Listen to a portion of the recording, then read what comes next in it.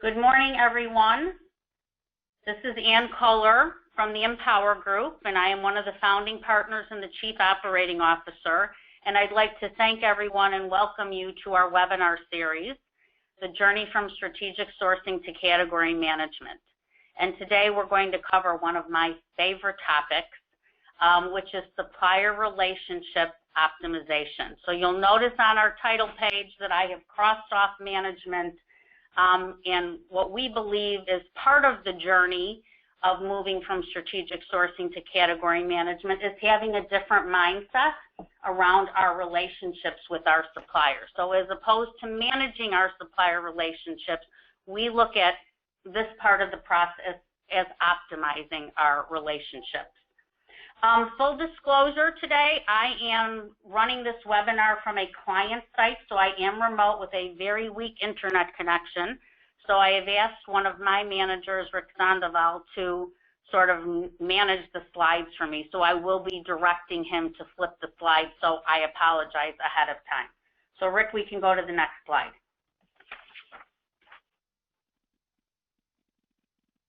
So obviously I will take 2 minutes to go through a little bit about the Empower Group. I apologize for those of you who have attended other of our sessions. But basically we are a strategic sourcing and supply chain management consulting firm. And we focus in 3 areas. One is to help our client organizations through transformations. So whether you are already strategic and want to become more strategic, or you are at the very beginning stages of having a very traditional purchasing organization and want to improve your maturity, we can help you do that. A big part of our practice is competency-based talent management. And in fact, the client that I'm working with right now, we are helping them put a competency model together. We'll be assessing all their employees and helping them move from a capability perspective to the next level of maturity. And then we also do large deals for our clients where we can come in, and if you don't have the expertise to, do a deal, put a large software deal in place or any other kind of category, we provide that type of support as well. Rick, next please.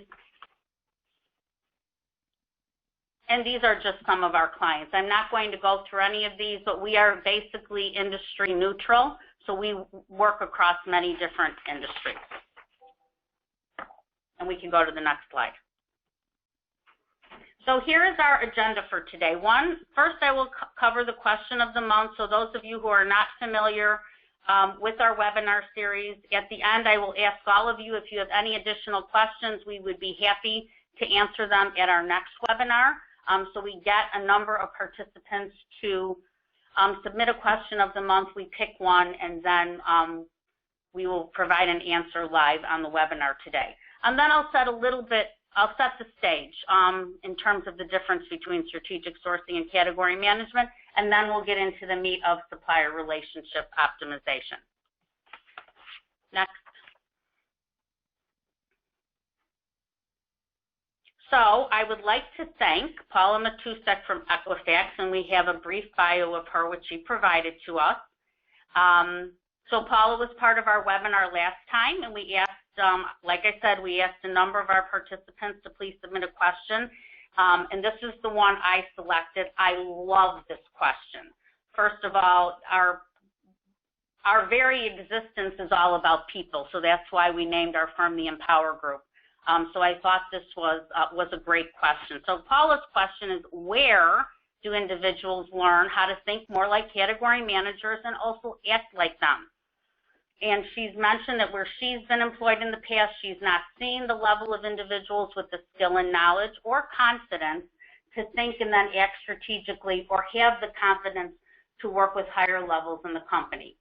Paula, I love this question because we get asked this question all the time, which is we can find companies that will train us on the end-to-end sourcing process or on how to do supplier relationship management, but where do I find an organization that can help build these other competencies in my people? Next. And what we always tell our clients is first you need to sit down and think about what are the roles you are looking for your professionals to play within your organization. And particularly as you're moving from strategic sourcing to category management, we look at our professionals as playing all 5 of these roles. Now, the reason why process leader is in green is because that is the one that we are all very comfortable with, and one where there's lots of training available out there. We can find lots of companies who will teach our people the end-to-end sourcing process. But it is a little more difficult to find companies that can actually provide the skill sets required to play those other roles. Rick, if you can flip. And what we do is we recommend to our clients, first you have to identify the roles you're going to play, and then what are the competencies required to play that role. And it's interesting, we have a tool called our Talent Risk Snapshot, and whenever we ask our clients, think about your top 3 priorities, and then tell us the competencies your people need to be able to achieve those top 3 priorities. Believe it or not, the competencies that they come back with are all the ones in that context box. So change management, consulting and facilitation, collaboration, communication, and teamwork. While the content competencies are very important, we believe that the more important ones are the context. So you need to define the roles and then figure out what the required competencies are. Next. And then we would recommend you start to think about what are those processes that our people need to understand and behaviors our people need to have to play some of those other roles. So I'm going to give you a couple examples. One is the consulting process. So I started a sourcing organization 20 years ago, hired a very large consulting firm, hired a number of very smart internal people, put them together, and recognized that the people that I hired were very different from the people I got from the consulting firm. And the reason is because they were taught and understood the consulting process. So planning, how do I, identify a problem? How do I come up with some potential solutions and use that framework to figure out what data I need to gather, and that would be data that I need in terms of business requirements, or the data that I need to do a spend analysis, or the data that I need to do a negotiation. Once I get that data, what do I do with it? How do I analyze it? And then how do I use that analysis to actually persuade my internal business partner to move to action? So that's one piece. That's the role of the internal consultant. Another piece, and these are just illustrative, is change management. Because making that move from strategic sourcing to category management, or even making that move from traditional purchasing to strategic sourcing, requires a great deal of change. And it requires a lot of engagement with your internal business partners. So you can teach people, how do I engage with my stakeholders? How do I get them involved? How do I put them on a team? How do I define roles and responsibilities so that everybody can work together? How do I put a communication plan together? How do I communicate? How do I make that effective? And how do I put people together in teams and make those teams work so that I get the kind of engagement from the business that I need? Now, by the way, what I recommend is that if you are going to provide your people with those types of training, the consulting process and change management, it must be done in the context of the business process that you are leading. So when we teach the consulting skills or the consulting process, we teach client groups in the context of the process. So when you go to collect category and supplier data, how do I go through the consulting process? Or when I'm launching my effort, what type of change management framework do I put in place? What tools do I use? So I wrote a blog about this a couple weeks ago. When you are putting training together, it is very important, particularly for these strategic competencies, they must be taught in the context of the process people are executing. And the reason why that's important is then they don't have to go off and connect the dots. So we have clients who say, well, I sent them to our corporate university and they were taught change management, but they're not using it. Well, they're not using it because they don't know how to apply it to the strategic sourcing or the category management process. So we would recommend when you are providing training on some of these more strategic skills, they are taught in the context of the business process. Next. And that's really what this particular slide illustrates. So when we do training for our clients, which is a big part of our practice, we use our client's strategic sourcing process, and it doesn't matter if it's 6 steps, 7 steps, 8 steps, 9 steps, they're all basically the same.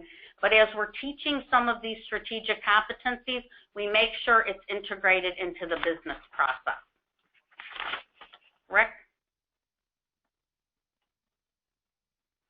And we also make sure that whatever learning program we put in place is actually going to yield the required results. So if you're trying to build competency as opposed to just provide training, you need to make sure that you are using the right approach. So we recommend that training be experiential learning, so that some of it is in the classroom and then some of it, when you leave the classroom, you actually have the opportunity to practice and do it within your own environment to make sure that it actually sticks.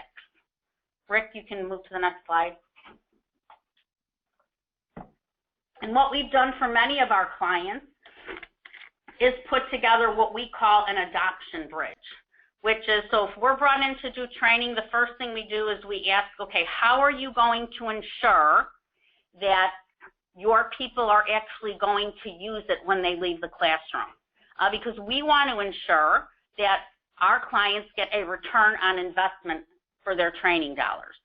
So we understand that putting people in a classroom for 3 to 5 days is an investment in resources. They're paying us. We want to make sure that when people leave, they actually use it and that the learning sticks. So Paula, I hope that I have answered your question. And this is kind of our approach and how we have actually been very successful in this approach. So I'm just wanted to give you something to think about. So thank you again for submitting your question. We appreciate it.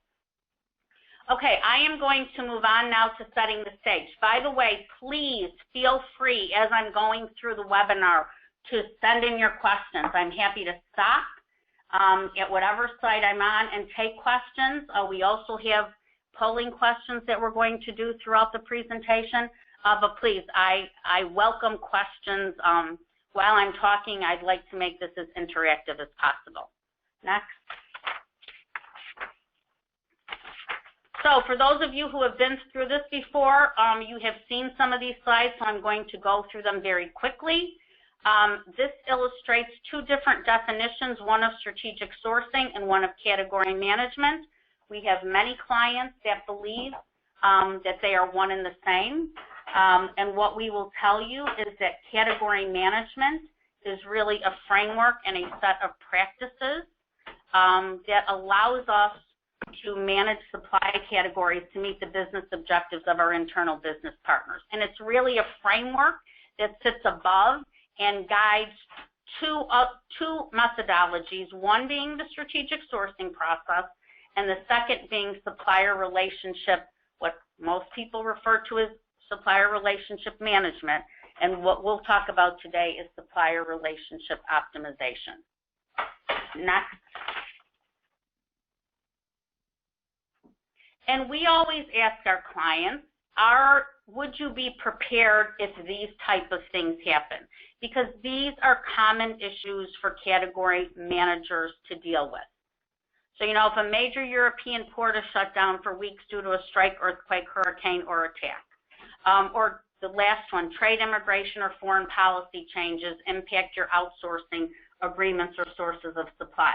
By the way, if you were to read through this list, this isn't just stuff that I pulled out of the air. These are real things that have happened that category managers have had to deal with. And so as you're thinking about the difference between sourcing and category management, these are some of the things that happen in our environment that as category managers we would need to deal with. Next. And as I mentioned, we look at category management as a framework. So what you'll see in the middle is strategic sourcing in yellow. You'll see supplier relationship optimization in the middle, and you'll also see category portfolio strategies. So when you're doing category management, you are taking, your spend and putting it into different buckets to be able to manage portfolios of categories as opposed to just individual events. And we look at that triangle in the middle as the content piece, and then everything else is the context that needs to change as we're trying to move from sourcing to category management. And the two big ones are kind of our added in the blue outer circle. You'll see collaboration with partners, both business units and suppliers. So when we're thinking supplier relationship optimization, we have a completely different attitude and approach towards our suppliers, which I will talk about in a few minutes. Next.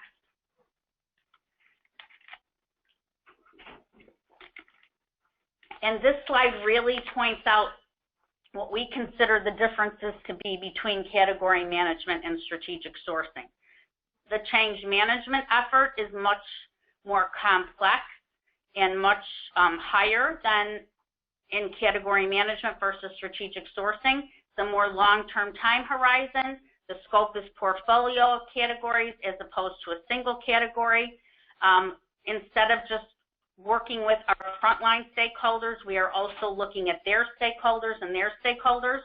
The competency required, we have to really focus on those strategic competencies, because back to Paula's original question, it isn't just about I can run the sourcing process step 1 to step 9. I have to have the executive presence to be able to go and deal with and work collaboratively with my internal stakeholders and their stakeholders and work with the executives in my company. And I need to be able to have and set up and establish and work with some of my key suppliers on those very important relationships.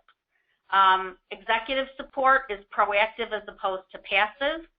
And again, our attitude towards our partners, of which our suppliers are a partner, is more collaborative as opposed to competing or adversarial. And then the focus is, while we will still focus always as procurement professionals on trying to get the best deal in the marketplace, our focus becomes more towards the value drivers of our business partners and not just on TCO and cost. And so I did get a message from Srini requesting, can you tell me the major differences between strategic sourcing and category management? And hopefully, Srini, the prior slide lays that out. And by the way, we will be sending this presentation to everyone who is on the webinar, so you will have these slides as reference. And some of the benefits to moving to category management, obviously, is one of them is survival. We can only squeeze our suppliers for more cost savings for so long, and we just have to keep evolving our function and our capabilities in order to continue to be a strategic business partner for our businesses. And I'm not going to go through the rest of these, so Rick, we can go to the next slide. And one of our objectives here, wherever your organization is, and what you'll see is a maturity model at the very top, is to try to continue to move our organization as far to the right as possible. I'll be honest with you, the first time we put this together, which was back in 2001, strategic sourcing was that last chevron. And so what you'll see is, as we continue to mature as a profession, we will continue to find more and more ways to create value for our organization. Next. So here is our polling question, and I will ask you to respond to this, please. So do you believe that category management can add greater value to your organization than strategic sourcing? And all you need to do is answer yes or no.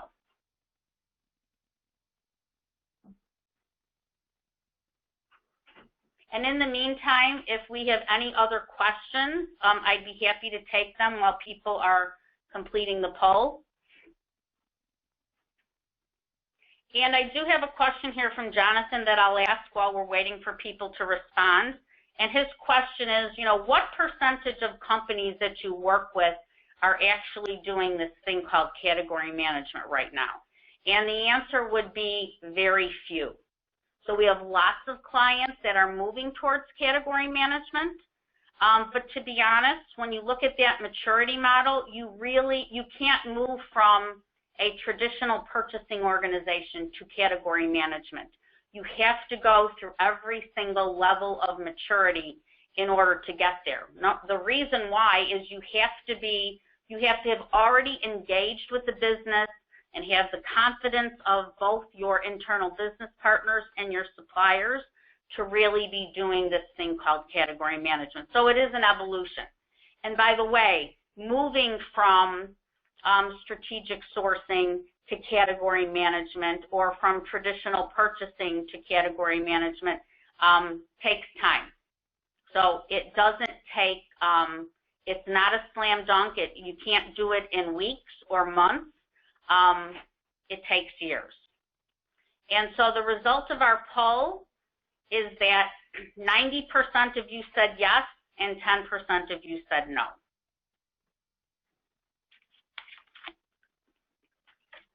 Which is not surprising, so thank you, everybody. You still have organizations that are probably so far away from doing category management that they need to perhaps get some of the nuts and bolts in place before they can even start thinking about category management. And again, people, if you would like to continue to send questions, then that would be great. So now I'm going to move into supplier relationship optimization.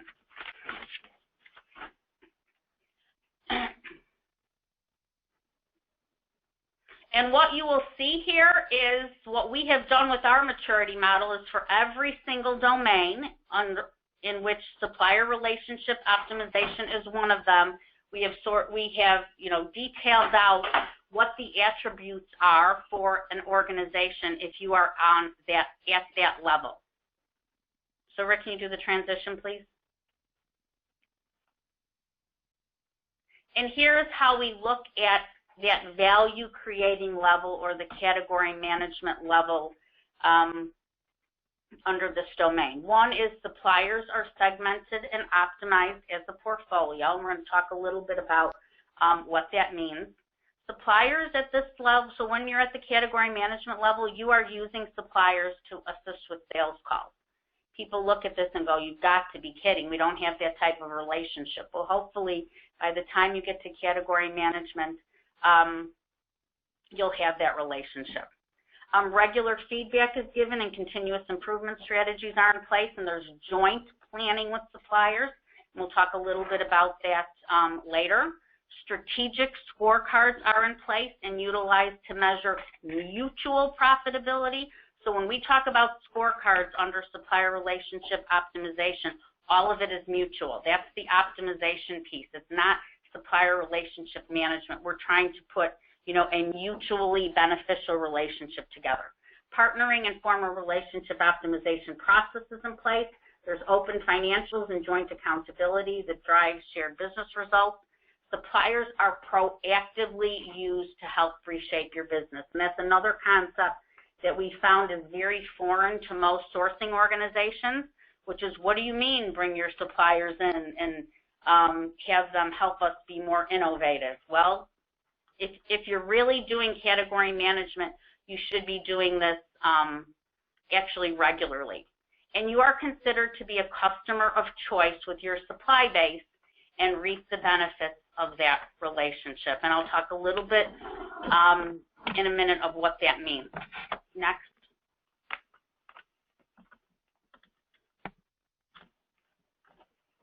And again, we're going to focus on that blue box, which is, or the blue triangle, supplier relationship optimization, and also the context piece, which is collaboration with your suppliers. Next.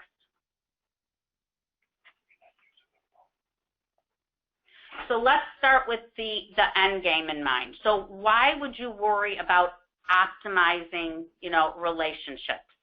And there are a number of benefits associated with better relationships. First of all, smooth integration of suppliers. So as you're switching suppliers or bringing them into the organization, having a good relationship can only help. Also, streamlining communication and issue resolution. Regardless of the type of relationship that we have, problems or issues are always going to come up, and if you have a better relationship, it will just streamline the whole process. Also, setting up mutual accountability and clear roles and responsibility. It's whenever you're putting a relationship together, whether it's with your internal business partners or your suppliers, everybody should understand what their role is and how you're going to work together. Provides a mechanism for ongoing improvement, improves the quality of the interactions, and hopefully allows you to extract maximum value from the relationship. Next. And earlier I talked about this concept of becoming a customer of choice with your suppliers and the benefits that could actually be extracted from that. So this is a very interesting study that got started almost 15 years ago by a PhD, John Hankey, and he was working in the auto industry, and he wanted to understand what the benefit was to the automakers when they had stronger supplier relationships. So he does an annual survey of hundreds of suppliers that work with original equipment manufacturers, and there's a number of different questions that they ask to try to get at how good relationships yield cost savings, better pricing, better personnel, and access to new technology with their OEMs. And there was a direct correlation, by the way, to those, from the survey, those suppliers that they said they had better working relationships with certain OEMs, there was a direct correlation to those things that I've listed. So those OEMs that had the best supplier relationships had access to new technology and innovation. They got the best people from their suppliers and also got the best pricing, and they were actually able to quantify that.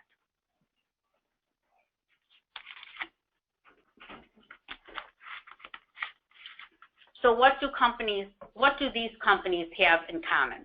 And these companies actually excel because they excel at collaborative relationships. So every single one, and they're all brand names, they're all companies that we all recognize, but what they've been able to do even better than their competition is have really highly collaborative relationships with their suppliers.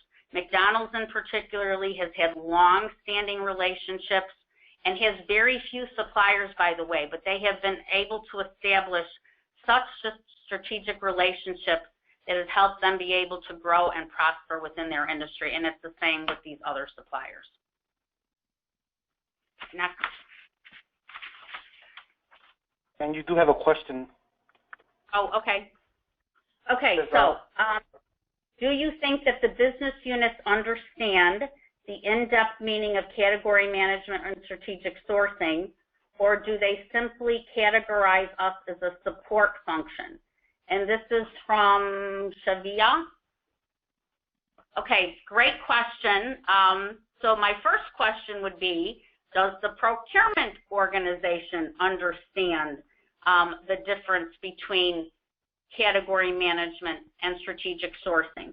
And if your internal business partners are still looking at you as a support function, you need to get over that before you start thinking about category management.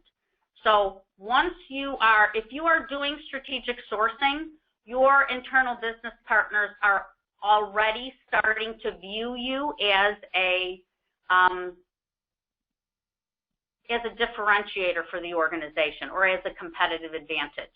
So like I mentioned earlier, first you got to get your internal procurement organization to make that change and get the skills and competencies in place and the process in place and gain the credibility with your internal business partners before you can help them understand the difference. So if they are still looking at you as a support function, got a little bit of work to do before you actually get to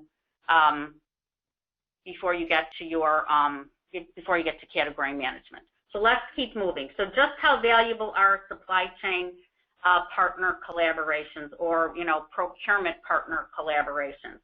And what you'll see here is a number of different studies. So the first one is the percent of ROI impact for top 2,000 global companies.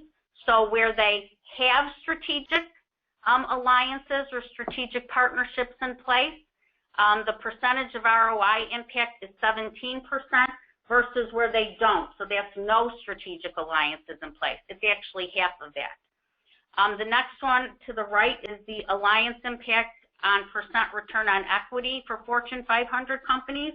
So those companies that have the most active relationship optimization programs in place, their return on equity is much higher than those that have the 25 least active. Percentage of profitability improvement, well, those that are most successful at optimizing relationships, the percentage of profitability is almost double what those are that are less successful. And again, this is just some external benchmarking around, what value you can expect to extract when you put strategic relationships in place.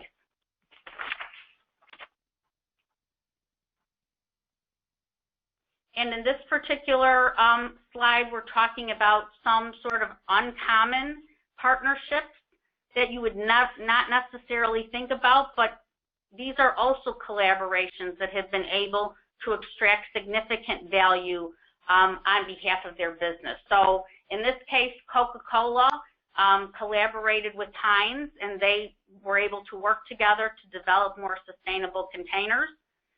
You see competing companies, so you've got Harvard and MIT, who actually worked together to put an online program in place. These were so-called competitors.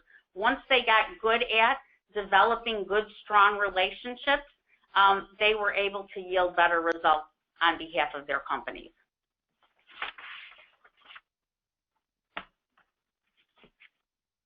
And as we start to think about all of the things that we do as procurement professionals, and as I mentioned earlier, one of the reasons to move to category management is as you're doing strategic sourcing, you can only continue to, improve pricing and negotiate better pricing. You can only improve the process so much. If you do value engineering, at some point, that runs its course. So the only thing that you really have in your toolkit that can increase over time is relationship value. And that's why this supplier relationship optimization is so important. Next. And the type of relationship really drives the effort invested and helps you to be able to measure the success and come up with some relationship goals. So I mentioned when we look at the value creating level, you should be looking at your entire supply base and segmenting it in terms of across 3 different categories. Some, companies have more than 3 categories, but this is just a very simple model. So what are your most strategic relationships? what would you consider your collaborative relationships, and what would you consider your more transactional relationships.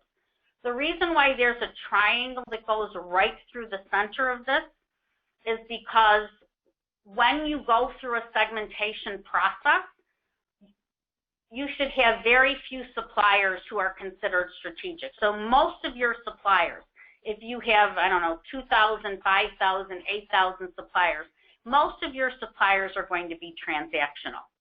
You'll have a lesser number in terms of collaborative, and you'll have, you know, I won't say very few, but probably less than 50 at the strategic level.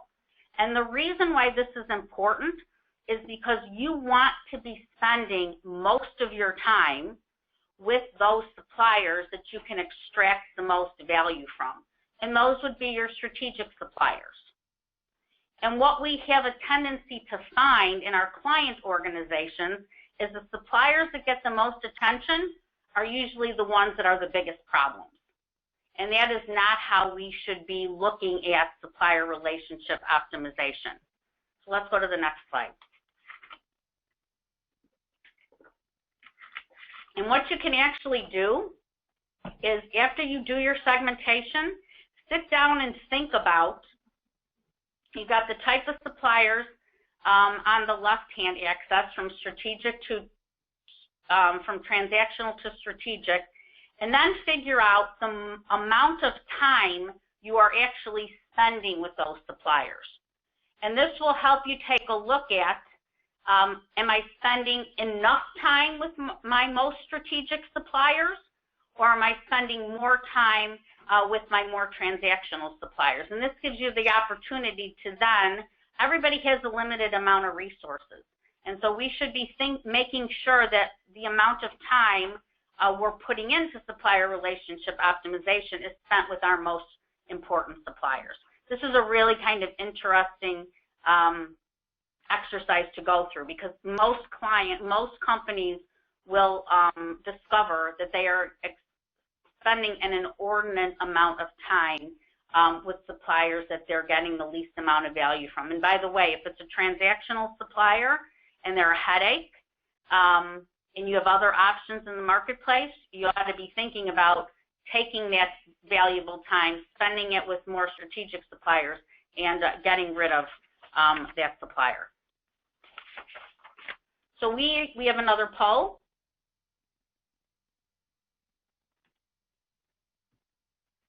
And the question here is, does your group segment your suppliers to ensure you are spending more time on your key relationships?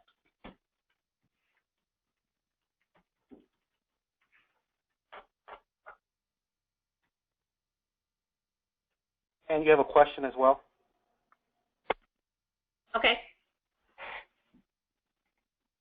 So this is by Harsh. What should be an ideal span of control of a category manager in terms of commodities being managed with the category? The answer is it depends. So there's a whole bunch of different factors you would have to look at in terms of how many categories should be. So it could be you would look at the criticality of the categories you're looking at. It could be the amount of spend under purview. So there's a whole model and different criteria that can and should be used when you're trying to determine, you know, what categories fit and how many category managers that you need. So I'm sorry I don't have a specific answer from you, but that was, if I was asked by a client, I would say, let's take a look at all the categories you've have. Let's look at the critical nature and how critical they are to the business. Let's take a look at the number of suppliers that you have. So there's a number of factors that I would use when trying to determine that. We've got an answer to our poll, and so 68% of the audience said yes, they are segmenting their suppliers to ensure they're spending more time on the key relationships, and 32% said no. I am surprised that the 68% is so high. I would have expected it to be closer to 50-50, but that's great. So let's continue to talk about supplier optimization, supplier relationship optimization, and some of the reasons why today, as we're working with our suppliers or getting engaged with our suppliers, in many cases, our behaviors on both sides are somewhat adversarial. And I would ask you to think about this. So do any of these sound familiar? So as buyers, and I'm assuming that most of you are buyers who are participating in this webinar, so are these some of the things that you think as you're, dealing with suppliers? The supplier holds the card after the contract, so I need to get what I can into the contract. If I tell the supplier about the decision process, he'll try to work around it. The only thing the supplier won't exaggerate is the price. The supplier will not tell me any cost driver information, and the supplier will try to get all the money out of me that he can. So this is how the buyers think. And let's take a look at the suppliers. So when suppliers are approaching their relationship, they're approaching it from this standpoint. Well, the customer will beat me down on negotiations, so I have to start high to have the room to maneuver. The customer will talk about quality, but I know I'm going to win on price. The customer will take advantage of any information I share, so I have to be careful about how much information I share. Customers want the absolute lowest price and don't care if I make a profit. And some requirements, I believe, will be hidden, so I need to assume risk in my pricing. And so when both sides of the equation are approaching the relationship from this standpoint, that's why we see adversarial relationships, as opposed to, looking at what the real endpoint is. Next.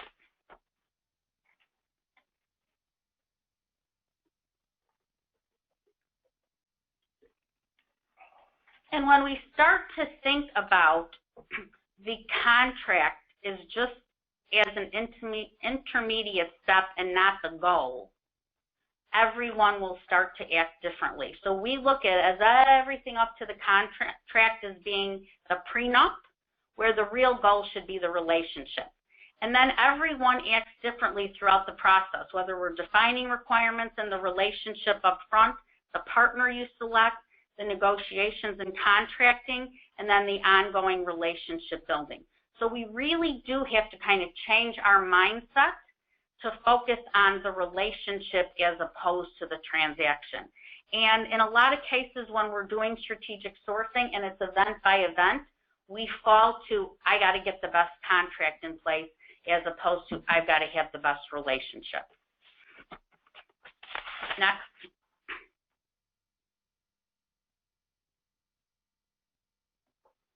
So here are some next practices for relationship building, and this is really where we're focusing on the marriage and not just the prenup. And we can think about relationships from whether it's a new relationship that we're building or an existing relationship that we want to improve. We have to start by understanding the needs for both parties, and it needs to be mutual. And we have a tendency when we're doing supplier relationship management to making sure that the supplier understands our needs as opposed to us mutually understanding each other's needs. Then we need to build a strategy and a plan for how we are actually going to build the relationship.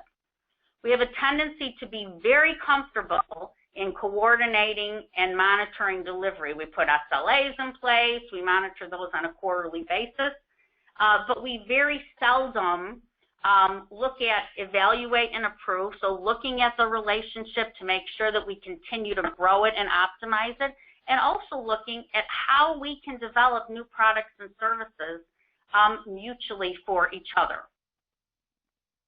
So we must focus on build and improve, not just monitor and manage.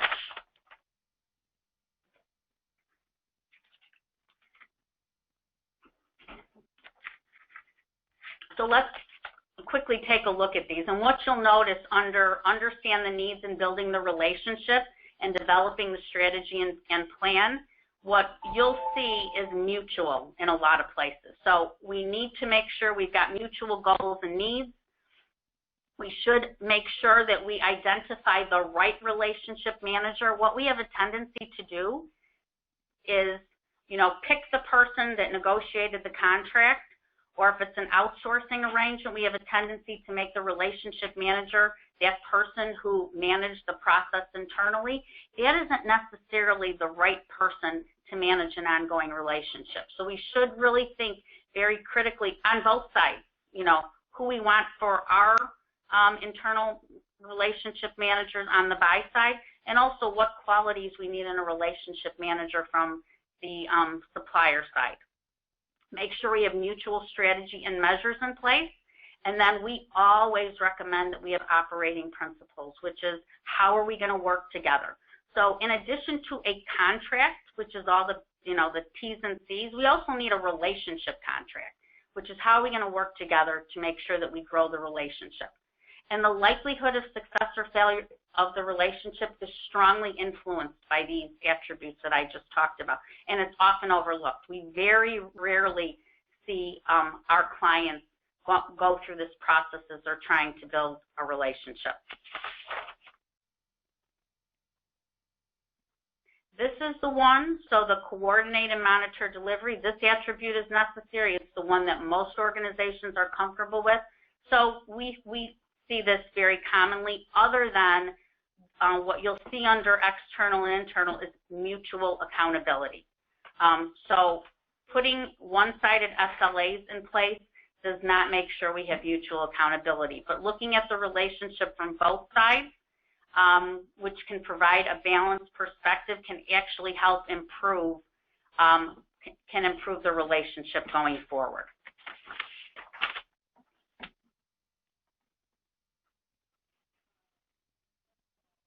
And these are the other two steps in the process that are often overlooked. So the ability to grow and extend the value delivered is, again, determined by these two attributes, and again, is often overlooked. Because truly collaborative relationships always offer the opportunity to expand the value on both sides.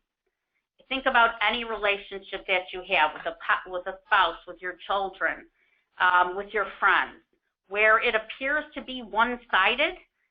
Those relationships are not long-lasting. So that's why it's really important to continue to think about mutual and look at mutual business opportunities, new products and services that you can introduce to the market together. And in this way, you're actually increasing the business for both sides.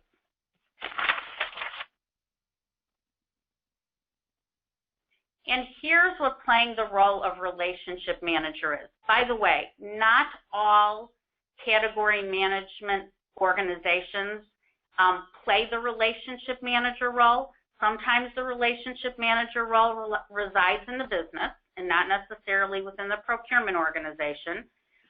But what we would recommend, if you are doing category management, that at a minimum, the procurement organization is ensuring that you have the right framework in place for supplier relationship optimization, and that you have the right person with the right competencies and personal attributes in place to ensure that the relationship can grow. And then here are some of the attributes of the relationship manager, or the role that people need to play.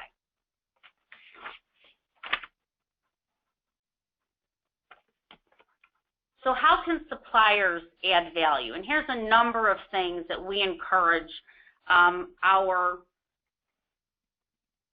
clients to make sure that they get their suppliers involved. And one is they can participate and lead value engineering and new product design teams. Even if you have a really good engineering department,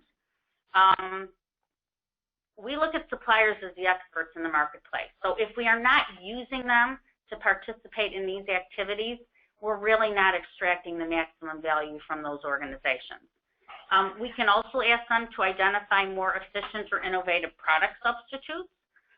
We know markets are changing every single day, and since they are the experts in their own industry or market, we should be seeking out their input for product substitutes. And increased cost awareness. We should ask them to increase cost awareness by providing us cost breakdown of a quote, and hopefully even detailed monthly and annual spend reports for us so that we kind of understand where the relationship is going. I often get asked the question, well, we have suppliers that won't give us cost breakdown. So I will tell you that once you get to this sort of category management value creating stage and you are considered a customer of choice, it is much easier to get suppliers to provide you with that information. So it's really sort of open book pricing on both sides. Many suppliers will offer product rationalization programs to reduce product variability, and also helping you to explore new ways to lower logistics costs. So, you know, can they help by shipping from alternative facilities? Can they help you look at different options for your warehousing or distribution? Also offering buyback programs for unused materials to help keep inventory fresh if it happens to be materials you're buying. And then providing access to industry-leading technology and innovation. This is one that we've had a struggle with some of our clients, which is, well, no, we don't bring our suppliers in and talk to them about what's new in their industry. And our belief is this is something that should be done on a quarterly basis. You should be bringing your suppliers in as often as you can to help you get, you know, smarter around, you know, what they have to offer to you and to the marketplace in general. What I will tell you is that building closer supplier relationships requires change. Just like moving from tactical to strategic, from cost to value, from strategic sourcing to category management, it requires a different attitude towards suppliers. Those of you who are doing QBRs or quarterly business reviews, if they're done at all, they need to shift from reviewing one-sided metrics to be more innovation-focused. At a minimum, it should be looking at mutual type of metrics, but always, always, always have a piece of getting smarter about the industry and insisting that your suppliers bring you new ideas and innovation. We have to start with procurement, having a different attitude towards suppliers, so we have to move from adversarial to collaborative. And the only way you're going to get the rest of the organization to move there, it has to start with procurement. And I will tell you that executives may be the hardest to convince because they believe that that adversarial relationship is something that's necessary for us to continue to get the best pricing. And we will tell you that, again, the best relationships are the ones where you are going to get, you know, the best cost, you will get the best personnel, and your suppliers will bring you, you know, better and more innovative ideas.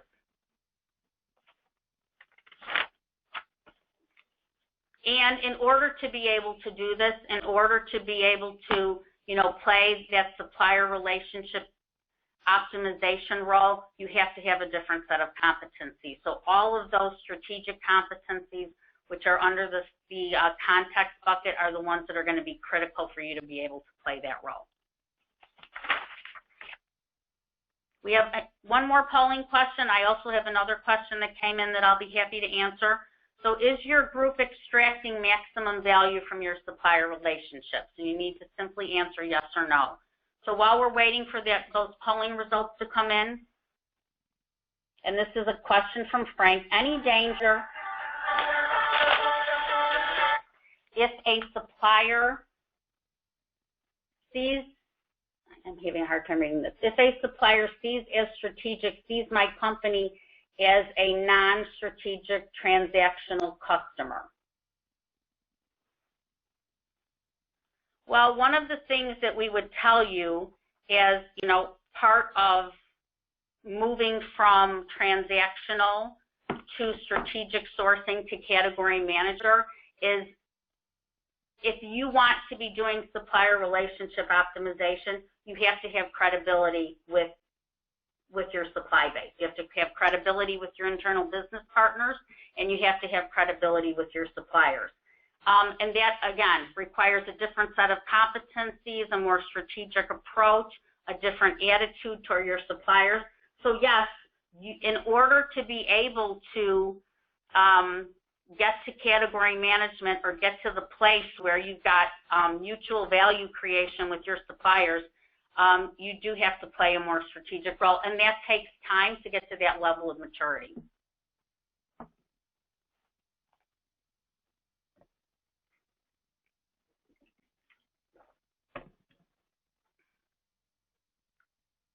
Do we have the results of the poll? Interesting.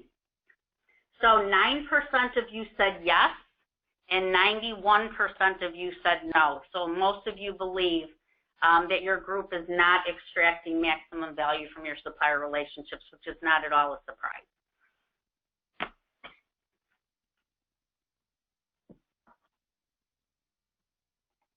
So let me take a minute because we've got a few more minutes left. And by the way, I'd be happy to take more questions if we have any more. I have one in. Okay. How do you ensure the strategic suppliers stay competitive and up to date on the latest technology?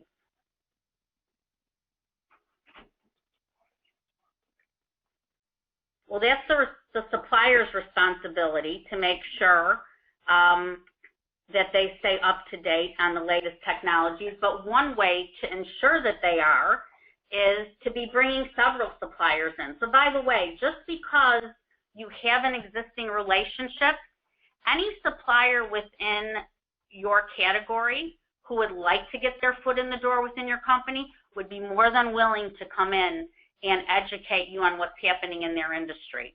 So my recommendation is to ensure that your suppliers that you already have in place are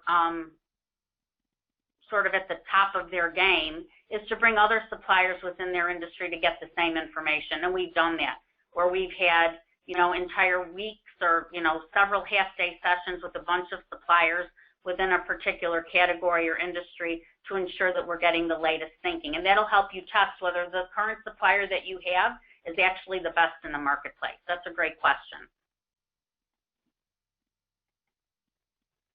So what I would like to point out is that our next webinar is going to be on Tuesday, January 9th. I think if you've been to past webinars, I think we originally had it scheduled for the last week in December, and to be honest, we don't expect many people to be around the last week in December, so we moved it to Tuesday, January 9th, and here we're going to talk about how to make it all happen. So we have spent the last several months going through our entire maturity model and talking about how we move from strategic sourcing to value creating, and now we're going to talk about how to make it all happen. So we hope you will all join us on Tuesday, January 9th.